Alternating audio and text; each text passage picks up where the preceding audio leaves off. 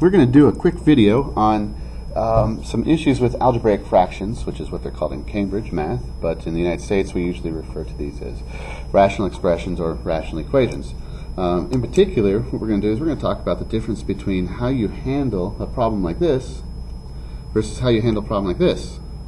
The thing is, with the solving this equation, we actually do some math to eliminate the denominators.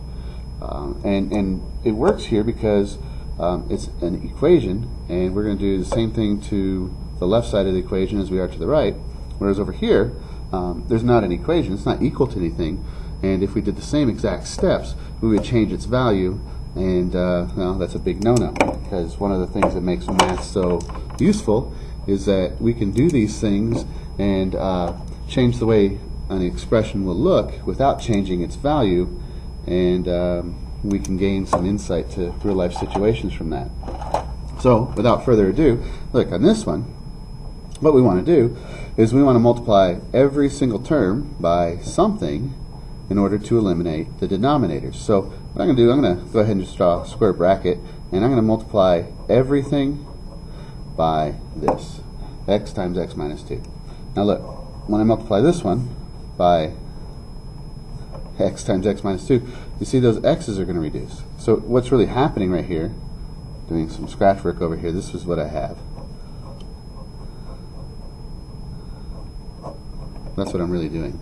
And these x's reduce, and I'm left with 3x minus 6. So this would become 3x minus 6.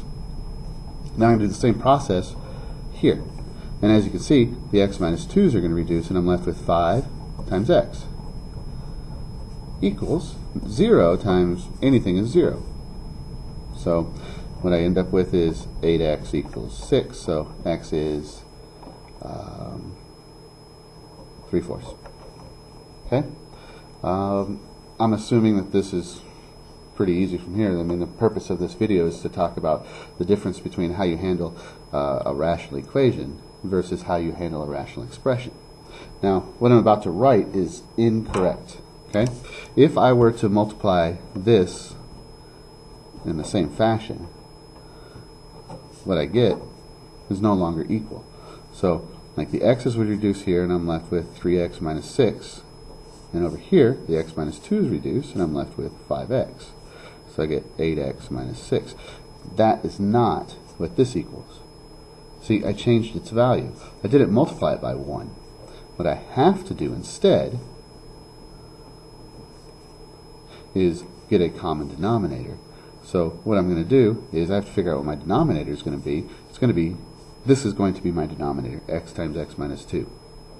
So in order to make this an x times x minus 2, I need to have an x minus 2 there, so I'm going to multiply by this one times this.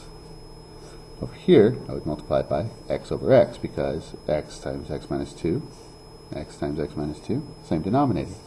So I would get 3x minus 6 plus 5x. Write them over the same denominator. Don't write them separately anymore. And my denominator is x times x minus 2. There's really no need to distribute the denominator.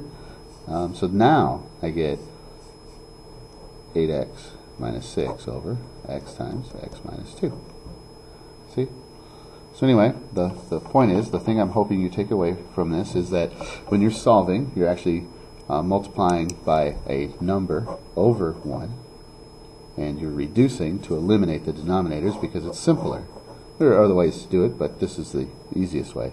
Whereas here, we have to be careful. We have to multiply each term by 1. Something divided by itself is 1. So I'm multiplying this by 1, multiplying this by 1. So anyway, good luck. Leave comments, ask me questions, and please subscribe. Have a good day.